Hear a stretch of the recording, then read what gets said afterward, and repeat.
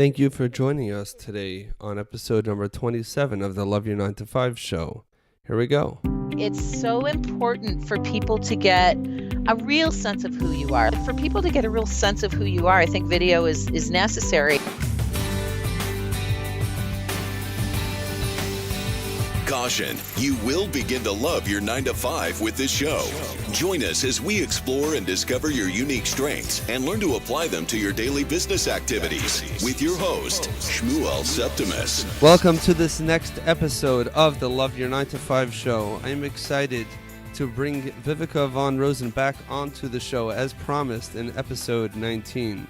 To hear the previous episode of our conversation with Viveka, you can go to shmuelseptimus.com/19.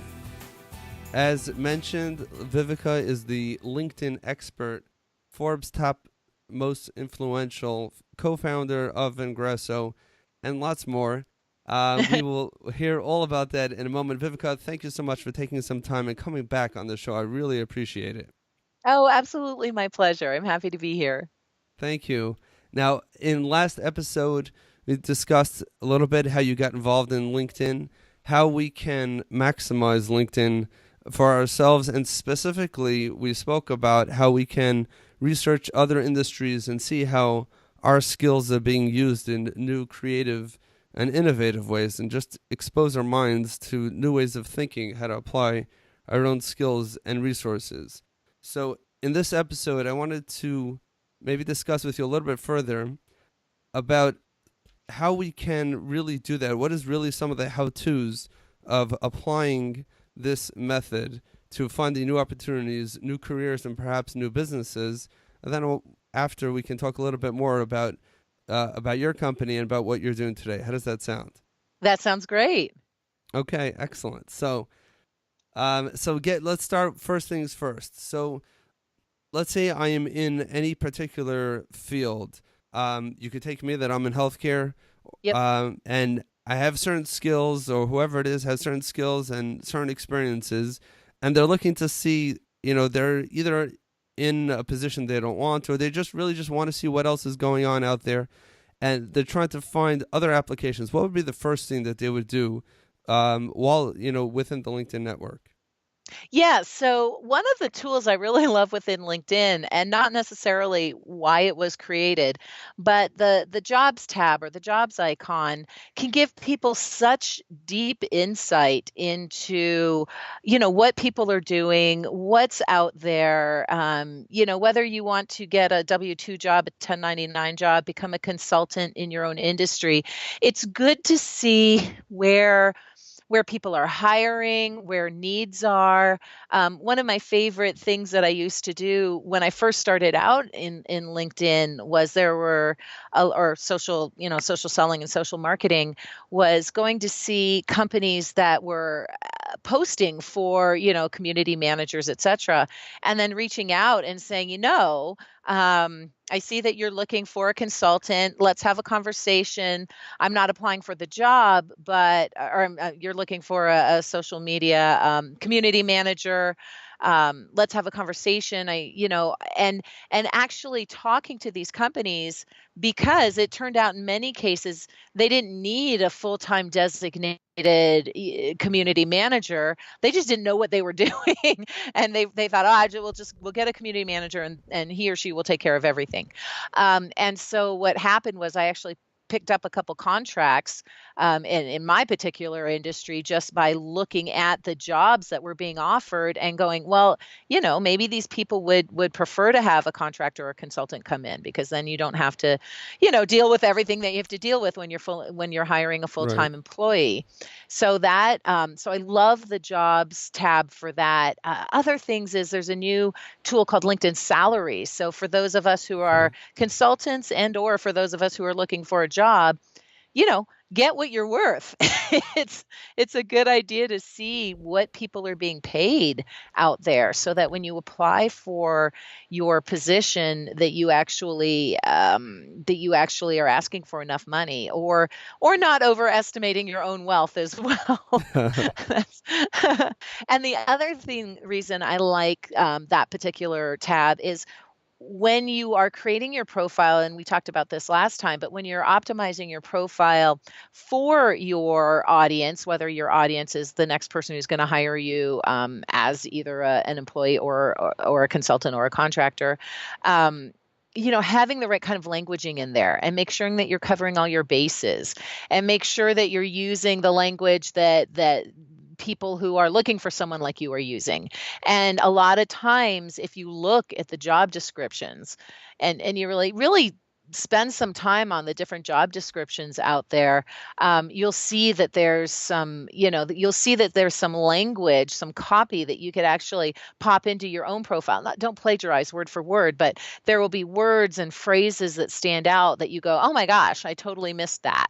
And so Now, then is that hold on, just is that for like yeah, SEO reasons, or is that for people to exactly. actually find for SEO?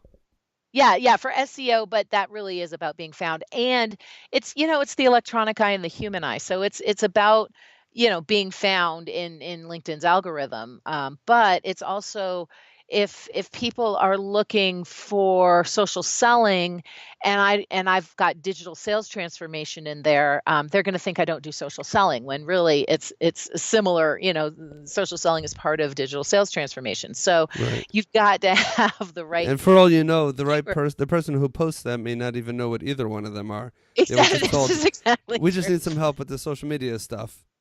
That's exactly right. So that's important. The other thing I really like about the company or the group, or sorry, the jobs page, is that you can see the companies that are hiring, and if you do see a company that you would like to work with, either as a contractor, consultant, or employee, you can click on that company and see who you know in that company.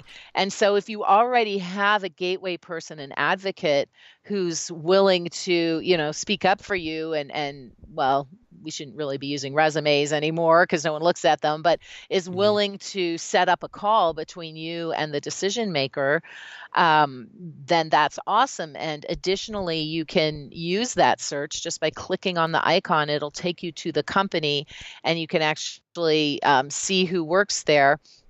And so, well, actually, you have to click on it again. But you can see who works there. And if there is someone who you think, even if you don't know them yet, but you're like, that person might be a good advocate for me, you could certainly reach out and invite them to connect. So Got it. there's a lot of hidden information. Now, the last thing you probably want to do is actually apply for a job through jobs. I Okay. always I was recommend. waiting for that question. Like, Yeah. how many people actually post their jobs on LinkedIn? I mean, I know I post jobs sometimes Yeah. directly on our facility Facebook page, and most of the people that I get are not the ones that we actually are going to hire for the job. But I wonder who Exactly. actually posts the jobs on LinkedIn, and is that really the best way of applying for them? Right. So always go for like I would do that before I would just send someone a resume and an email, right? But it's almost all companies, major companies especially, are posting their jobs there. If for nothing else, because they have to. I mean, you say I worked for Oracle and I wanted to hire, Jane Smith. It doesn't matter. I still have to post the job even though I know I'm going to hire Jane Smith, right? You have to give equal opportunity. So, what you want to do, again, like I said, is find that advocate within the company that you want to work with, have a conversation with them, see if you can't get to a decision maker, someone in the HR department or someone in the hiring department, see if you can't have your advocate act as a go between. Then you get on then you have a conversation, then you kind of skip all that resume stuff and go right to the interview. Of course, when you go to that interview, make sure that you have as much information as possible, which you can get from the job descriptions, from the people's profiles, and from their activity. If that hiring, either if that advocate or that hiring professional is sharing content on LinkedIn, read it, right? Read Right. it, read the website, just arm yourself with as much information as possible. I mean, think about it. If that hiring manager is talking about a book they just read that they loved, right? Everyone's talking about Simon Sinek's What's Your Why again. Mm-hmm. So they mentioned that in an article. Wouldn't it be great to say, I'm a big fan of Simon Sinek, and my why for wanting to work for this company is actually this, before they ask you what's your why, and then they'll be blown away because, that was the question they were about to ask you, and you've already proactively answered it. So not Would that that ever come across as disingenuous? If I it's don't too think so. They obvious, know that. I mean, it's unlikely they'll realize that you've because people are lazy, so realistically, the fact now, if it's some totally obscure author and some totally obscure reference, then, you could be a little more upfront and say, hey, I read in your update that you right, really right. liked blah, blah, blah. But someone like Simon Sinek and What's Your Why, that's Mm-hmm, mm-hmm. everyone talks about that. So just proactively bringing it up. People are lazy. They don't do they don't do the research. They don't make the effort. They show up at these interviews like, you're going to be lucky to hire me. And so for those folks who make the effort, it really can help to differentiate you from other people out there. Got it. Well, I like everything that you just said over here. Specifically, I want to go back to the jobs tab, and Yeah. it's just a whole different way at looking at expanding someone's career, either if it means the next position or if it's expanding to another role, is that looking at the jobs listed there, not just as, picking from a drop-down menu which job it is, but let's just look what the needs are. Because Yeah. in order to be successful in really finding that right career or that right job, whoever the applicant is has to really be filling a need. So, like you mentioned, we see that you posted a job for social selling. Well, I do, I forgot the other term for it, but I did that. And what's Yeah. your real need? I know you posted X, but I Yes, do Y. exactly. Yeah, exactly. What's the bottom line? Because a lot of times, even hiring managers don't know exactly what they need. They know that in the past they had this problem and this type of position would do it. But do you really need someone full time for $50,000 a year? I'll do it for you on a contractual basis for $25,000 a year, and I'll get you that much more. Exactly. And you don't need to see my face all the time, and I'll get you the results you want. So that's just a Exactly. very expansive way of just looking at looking at the whole process. Now let's move on to something else that I'm not looking specifically, or let's see if one of our listeners are in a role and they're looking to see how a completely different industry might use the same skills and the same tools that they have, but they want to go, they want to not necessarily, they don't want to open their own company. They're not ready to apply Right. for a job, but they want to explore other people who have similar, not similar skills and similar experiences, and how they've applied them. How would are there any tools for that? Yeah, so now you can jump up. Well, you can still in some cases, you look at jobs and look who works at those specific companies. But I think for that situation, what you would do is go into your search on LinkedIn. You'd go into your people search, and then you would search by under where it says keywords. There's a little drop down arrow, and you would click on keywords, and then you would just put in your title, the types of titles that you would be looking at. You just wouldn't select which industries necessarily, or in the top search box, you could literally just put the keywords or the search terms that you think that people who do the same thing that you do but in different industries would have in their profile, and that will give you pretty expansive results. And then you can continue to refine that by different industries. You can refine it by company names, by location, as well as some other things. But those are the ones I usually use. And then what's really neat is you can also sort by what's called connections of.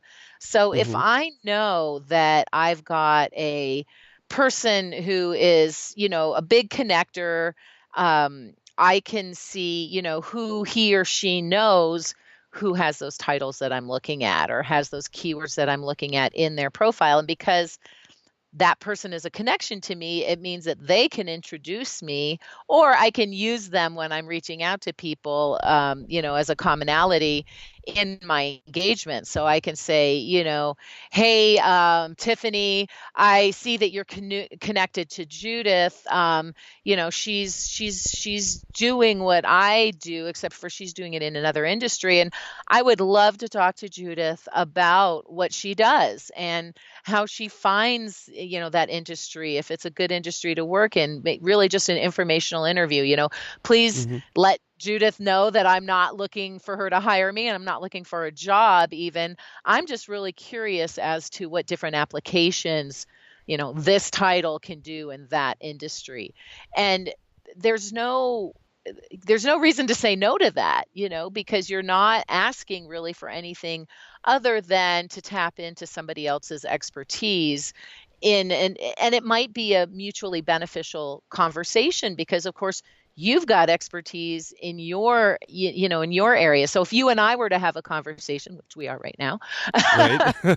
I could talk to you about the healthcare industry. And even though I hate and never, ever, ever use the words pick my brain or pick your brain, but I could question you about. Well, I need to know why you hate that term. Well, first of all, it's just like when I visualize like someone picking my brain, it's like Okay. it's just gross. That's enough. It's very Halloween-y. And the other reason is because I've had too many people. It's so insulting. Like, I want 15, 20 minutes and a half hour, an hour of your time to pick your brain, which just implies you're not going to get anything out of it. There's no mutually beneficial conversation going on. They are picking your brain. And then there's also the implication that I can go into your brain, I can pull out what I need, and then I can go and duplicate what's taken you 10, 15, 20 years to learn, right? So there's just all the implications Awesome. around that term. So that is amazing, because I started getting a lot of those, private messages saying that some people say, hey, I wrote this article I think you might be interested in, people who I have no idea who they are. And sometimes the article is something I could not care less about. Then they have other people who say, hey, I see you're in healthcare, I see you're a nursing home administrator, or anything else they see in my profile. Could I have 15 minutes of your time? Now, my own team doesn't get 15 minutes of my time unless I schedule it. Why would I give 15 minutes of my time to a stranger? I wouldn't give the cashier in the supermarket 15 minutes of my time. I value my time. So especially when people, it looks to me, it's so thoughtless that why would a stranger, assuming that I have something that you need, and if you pose it that way, could I have your time? It's equally offensive as saying, can I pick your brain? Which is, like you said, both of those things, leaving out the first thing you said. But it's, what can I take out of you for free? And what could I steal, something that you've worked hard to accomplish? Let me duplicate it, maybe take away your business. Or even if not, let me just do it. So what is a more effective way? And for this reason, to be perfectly honest, I haven't done this. I have been building up my network, and I'm sure some of our listeners are also slowly building up their networks. But I am always hesitant to reach out to people I don't really know and say, hey, and people who I would love to have a conversation with. Yeah. Unless they're coming on the podcast, but what right do I have to ask them for their time, and why should they give it to me? So what's a better way to approach someone? Go a little someone? deeper. You know what? Go a little deeper, because, hey, I want to pick your brain. I want to know more about what you do. And oh God, I get that all the time. Let's set up a call and talk about what we do. Okay. Why, right? So always, not to pick on Simon Sinek, but what's the why? Now, if you reach out to me and say, hey, can I have 15 minutes of your time? I really want to talk to you about, LinkedIn strategies. I'm a blah, blah, blah that's been doing blah, blah, blah, and I'm frustrated with blah, blah, blah. And I really feel like if I had a couple minutes of your time, I could iron out some of those issues. Additionally, would love to know what services you have, would love to know if there are ways I can help you. Just give me more detail, right? Mm-hmm. Yeah. But I think the last sentence you mentioned was key, is that I am actually interested in some of your services, because if it's just, I know that, let's say with you, right? So I know you're the LinkedIn expert. I didn't reach out to you and say, can you look at my profile for free? Tell me what I did right, what I did wrong, and connect me to the most influential people in my industry, because I am now connected to you. Yeah. That would be crazy. But even in this case, it's, there's a podcast which can be mutually beneficial. That's something that I am comfortable, because I feel Yeah. that, I feel that I'm helping you, and to some extent, network with my listeners. At the same time, we get, at the same time, they get to hear from your expertise and your experience. And also we get to have a good time having a good conversation. Exactly. And you learn to make a new friend. It's funny. I just did an interview, I guess about a week ago, and his whole impetus, it was actually BuzzFeed, and his whole impetus is, can I make a real friend on LinkedIn? And I'm like, yeah, I mean, if you can make real friends in real life, you could absolutely make real friends on LinkedIn. And some of my best friends I've met either directly through LinkedIn or because of LinkedIn, not just business arrangements, although all my new partners are directly because of our connections on LinkedIn. Nice. But it actually takes some genuine effort, and that's why, when it comes to like automation tools, I use some automation tools ish. It goes against LinkedIn's end Ish. user agreement, caveat.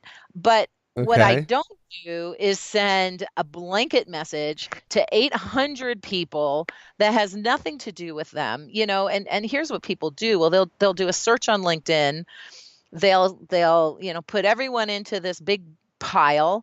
They'll send this generic message, and it's offensive half the time, right? So, you know, like anything in life, the more time you commit to the other person that you're prospecting in researching them and letting them know why you want to engage, and yes, sharing content that they might find valuable, but it needs to be genuine. It's, what's your Right. why? Why are you doing this? That's the piece that's usually missing. Right. I mean, and you'll see, I'm sure you see this, that, 10 real contacts that actually care to be connected with you and actually, share something in common, and there's value being shared both ways, can be so much more valuable than 10,000 people who just, who Exactly. clicked accept and still have no clue who you are, together with the rest of their connections.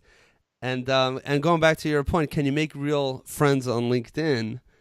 I really like that question because of the difference between, the LinkedIn network versus Facebook, which is, which is set up to be more personal, a more personal platform. But I think the question, if you want to go into that a little bit deeper, is, can you make real friends at work?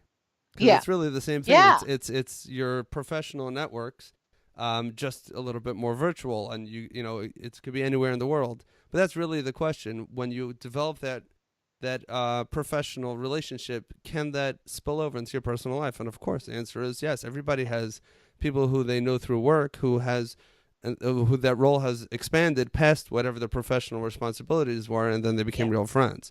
Yeah, exactly. Right. And you could use LinkedIn the exact same way, right? Yeah. No, and I know that there are definitely, besides for you, there are others also who have come onto the podcast through LinkedIn, and then we keep Yeah, the connection can stay. Now, exactly. moving on to the next part of what I wanted to discuss today, can you tell us a little bit more of what you're doing right now?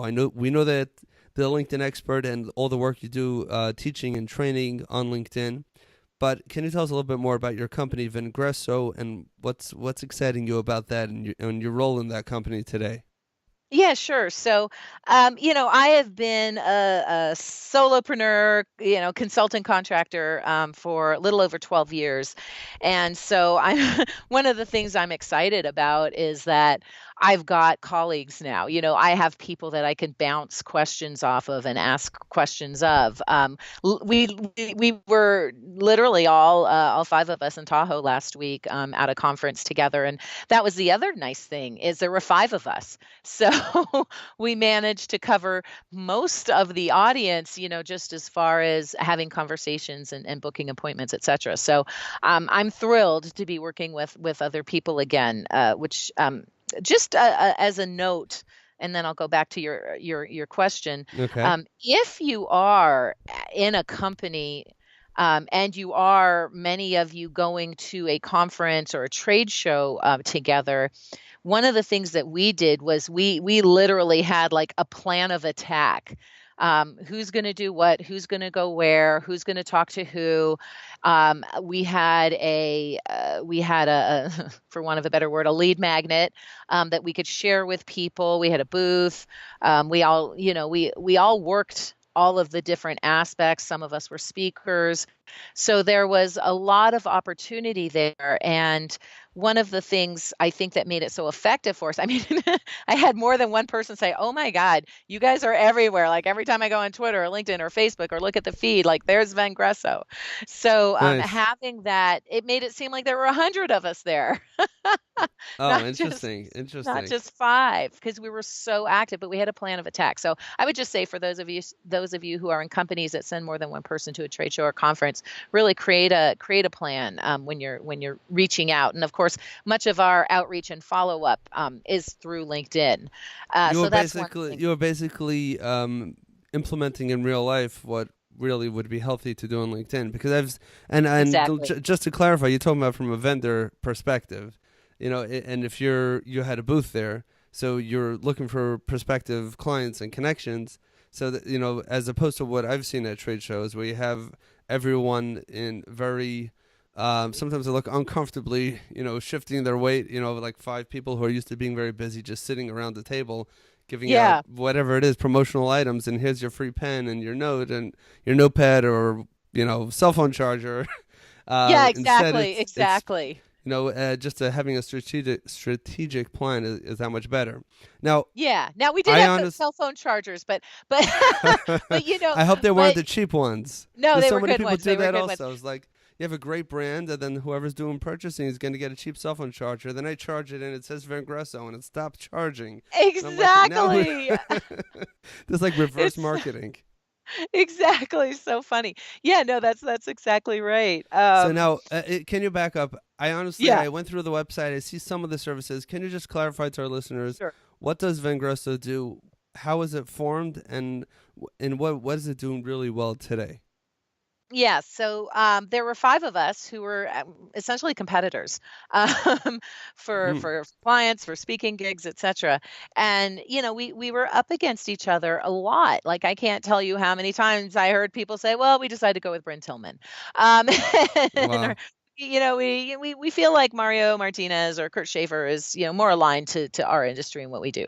So instead of like continuing to try to underbid each other and lose money, we said, well, Right. let's all, we actually like each other. Let's all come together and form a company. Obviously, it was a lot more than that, but that was essentially the impetus of it.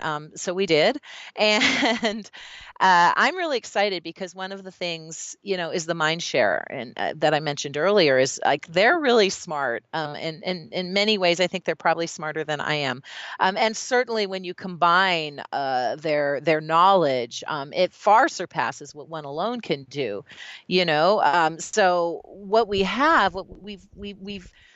transitioned that knowledge base into some different offers. So we have co- personal branding, or basically what people know as LinkedIn profile optimization. But we've Right. got a team. Mario brought in his team of writers, so now we have a team of writers that for one person, or for we've got a contract with 200 profiles, we can help individuals and or companies create a strong personal brand through LinkedIn profiles. So that's one thing. And not only that, but we offer three, there's three price points. So, intro is kind of a $500 deal. We've got the best one, which is gold, which gives you the most value, I think, which is 900. And then if you want to take it to the next level and really learn how to use LinkedIn in your social selling endeavors, we've got a boot camp which is a live boot camp. We actually give it. All five of us are involved. There's Q&A, there's resources, there's all kinds of handy tools in that training. We're in the process of creating our learning management system, i.e., our downloadable courses, right? So Okay. people can Yep, so can watch and learn about LinkedIn on their own time.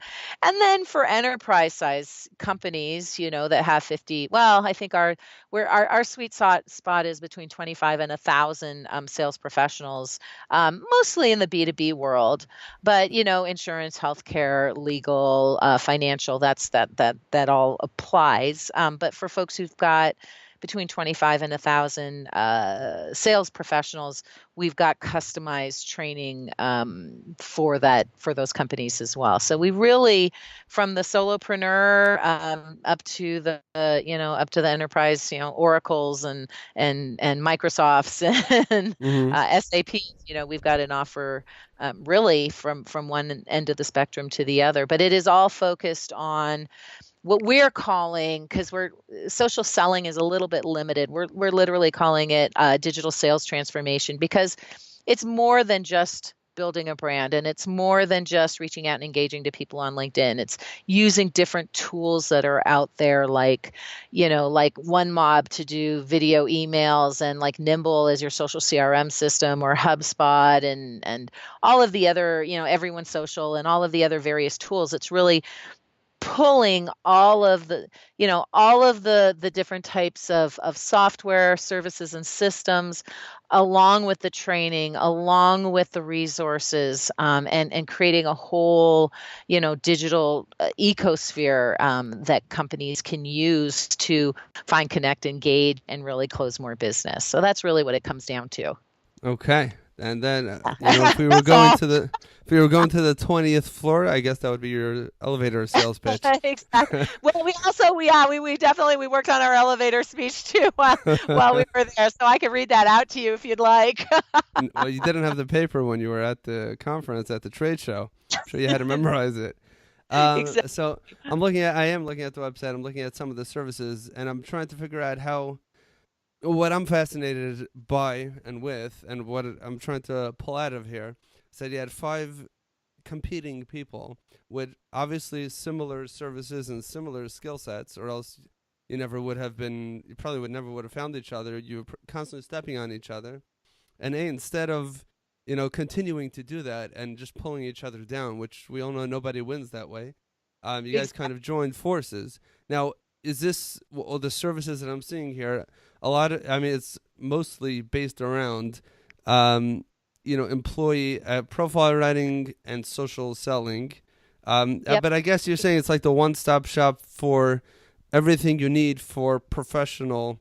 It's more like personal branding, more than if I'm selling coffee mugs online and I want to find the best way. Facebook ads that's not where your focus is, right? It's more No, on. no. Okay, Yeah, exactly. that's a whole different industry, but this is more the personal branding and professional branding on a little bit of a higher level. These services that are here, is this like each person brought in their own piece, or all of you were kind of focused on all these areas and you're putting everyone's talent together and for your clients and your customers?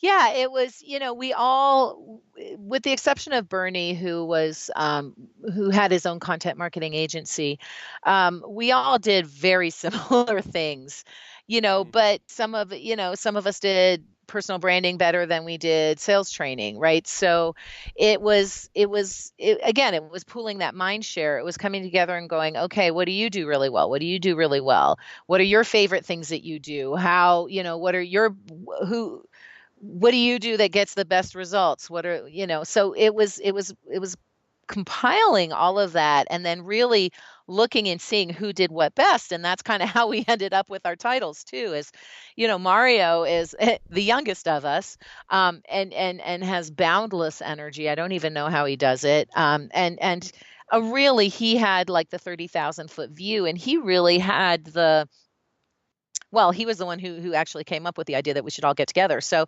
he's our CEO, because he is the overarching. He's got the overarching design of Vengresso in his mind and in his body and in his soul, really. So he's our CEO, and then we've got Bryn, who's just so very good at teaching and training people.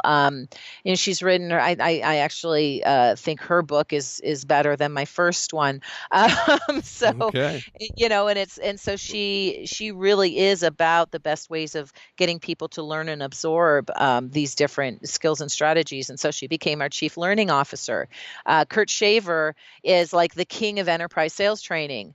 And he's just got this whole enterprise and this whole sales ecology down. And so he's our chief sales officer. And then, because Bernie had the marketing company, he's our chief marketing officer. And because we couldn't really find a title for me, and because I'm probably the most visible one out there, and my name starts with a V, I do a lot of speaking and training. And so I took over the personal branding piece. Oh yeah, because my last book was on personal branding. So LinkedIn, 101 ways to rock your personal brand. So because of that, That might be another reason. Yeah, that could be the other reason. But chief personal branding officer was weird. Plus, what I do is so much more than that. So I was actually online, like, okay, what are some cool chief officer positions out there? And I think it was Pepsi, or maybe it was Coca-Cola Company. One of them had a chief visibility officer, and I'm like, bingo, that's what I am. So, yep. So I'm the only one that doesn't have a real title, but that's okay. No, these are all titles. I think that this, the very formation of this company, talks a lot to the, some very unique ways to actually use our social networking or our professional social networking, because you all discovered each other. Was it? You said it was through LinkedIn, right?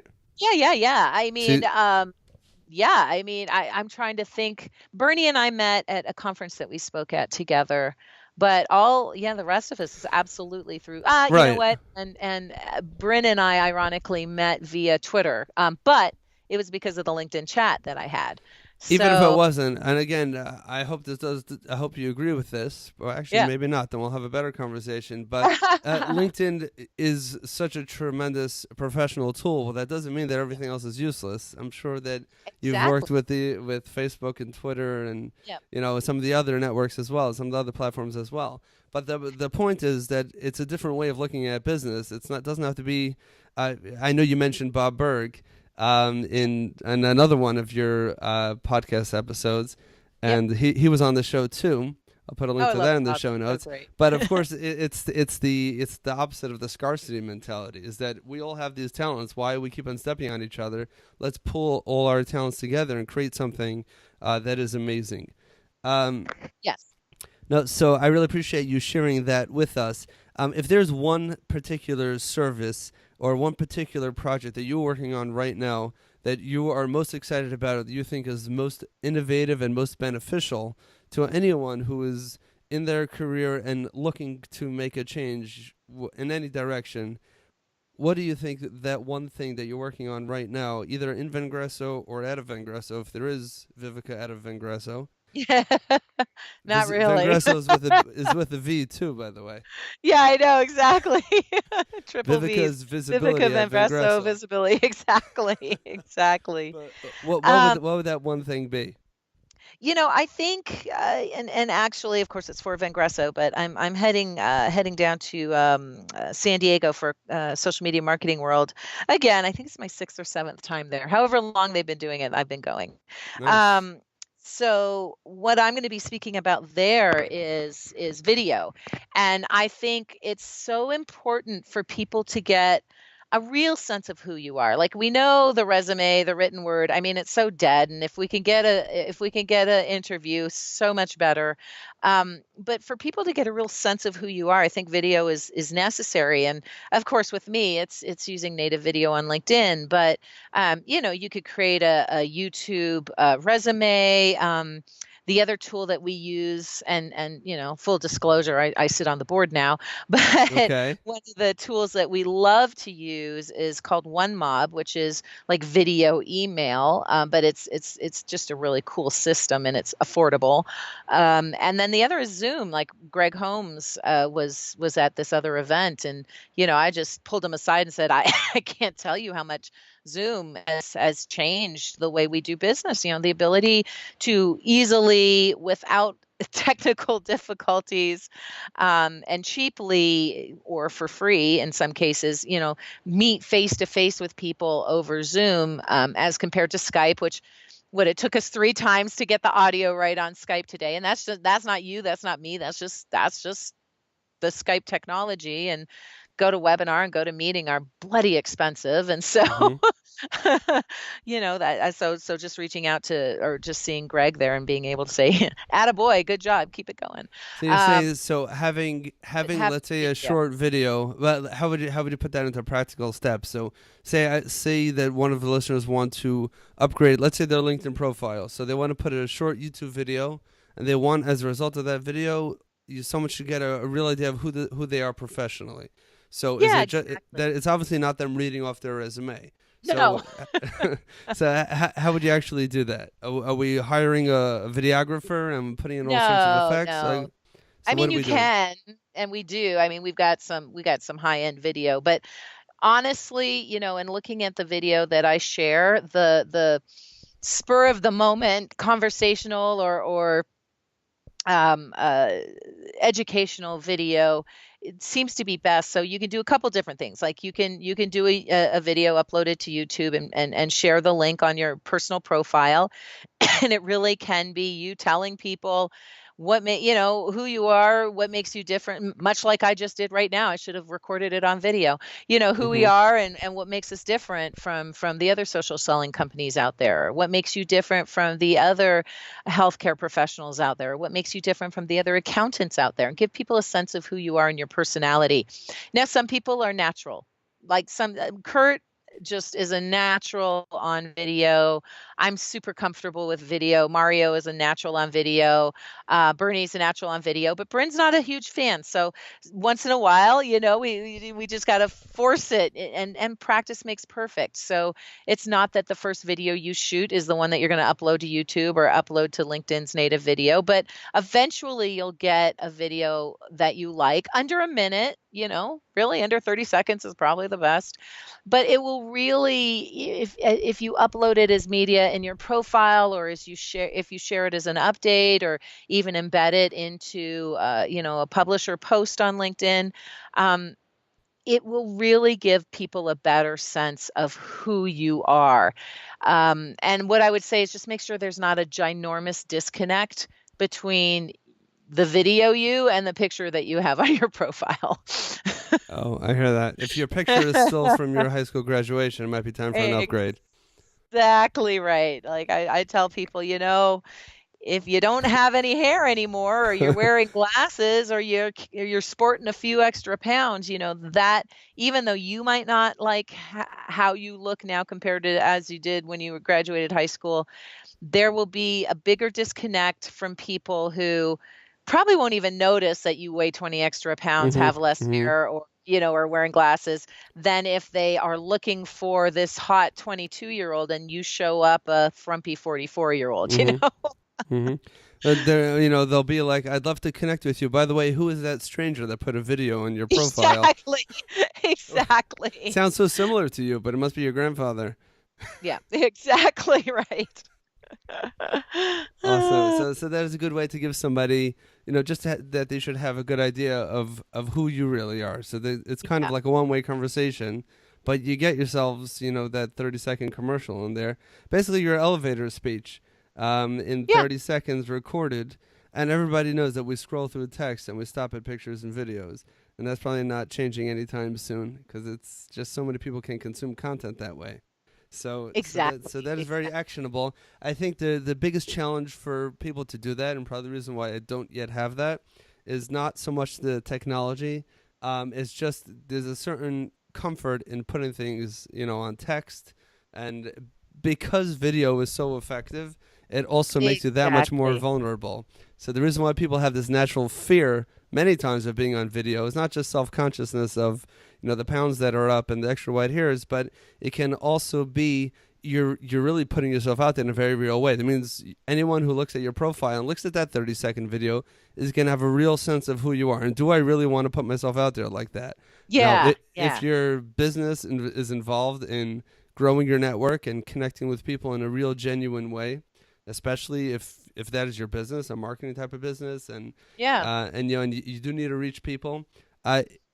It could be so effective, but I'm just thinking out loud that that's probably why people don't do it. Yeah, is because sure. it's petrifying. It is. Most people are terrified of video, but the more you do it, and the nice thing about video, it's not live, right? You can do 500 takes and choose the best one. So, and of course, by the time you're done with those 500 takes, you'll be a video natural. It really That's is true. Practice makes perfect. And Got it. one of the things, I mean, it's really funny because, like I said, we were at this event, and one of the processes was nailing down your elevator speech. And I can promise you that the first time I sat across from someone, and we had like 2-minute speed rounds, right? The first time I sat across from someone, I was like, we're a digital sales transformation company that does something Visibility, for someone, Vingresso. and visibility, and there's people and stuff. By the end, it was like Vingresso helps B2B companies reach the 90% of buyers that can't be accessed through traditional outreach. We provide digital sales strategies, tactics, and tools, including personal branding, social selling, and content for sales. So, nice. Okay, and I even stumbled over that, but that's but trust me, after doing it 16 or 17 times, it rolled off my tongue a lot better than it did the first time. So Awesome. Practice is perfect. That's what it comes down to. Okay, I just noticed the time, and I didn't realize that the full hour has already passed. Oh, we were having so much fun, right? I do see that. So, just like last time, first of all, thank you so much for sharing the tips that you did share today, and of course, I will put links to the things that you mentioned in the show notes as well. And again, if someone, I'm obviously I'm looking through the website and your LinkedIn profile at the same time, and I see some of the links to some of the things that you mentioned. But is that still the best way for our listeners to see what's going on with you? Is it Vingresso on your LinkedIn profile? Yeah, I think just my LinkedIn profile is probably the best place to see what's going on. But also Vingresso, because it's not just me now. There's 5 of us, so there's always a lot going on. So I'd most definitely recommend following the Vingresso blog, because I mean, like I said, there's some really smart people in my company, and they share really good stuff, and it's totally worth. I think it's totally worth people following our blog. I would definitely recommend doing that. Additionally, speaking of video, youtube.com/Vingresso. We've also got a very active YouTube channel, and I would definitely recommend following that too. So I'll get you the link for the show notes. Awesome. All right, I'm definitely going to check that out. That definitely sounds very exciting. Well, thank you again, Viveka, for your time. And I'm not going to say anything about a third time. We'll let you go for now. Maybe I'll hit you up next year. Sounds good. All right. Thank you so much. Absolutely. My pleasure. I really hope you enjoyed today's episode with the LinkedIn expert, Viveka von Rosen, who graciously came back a second time and shared specifically some of the interesting ways of marketing yourself through video. If you enjoyed this episode, please do me this little personal favor. Head over to iTunes or whatever app you're listening to this podcast on, and just leave a nice review. Give me a thumbs up. Hopefully it'll be a 5-star review, and that really will help iTunes or whatever system you're using will show this podcast to other listeners who are also interested in this topic. So again, if you can just do me that little favor, that will give me the ability to keep on doing this and to hopefully grow this listener base and have the show shared with as many people as are interested in this. Until next time, we hope that you get out there and you make stuff happen and you become more of who you are and express yourself freely. And we'll see you soon in episode number 28.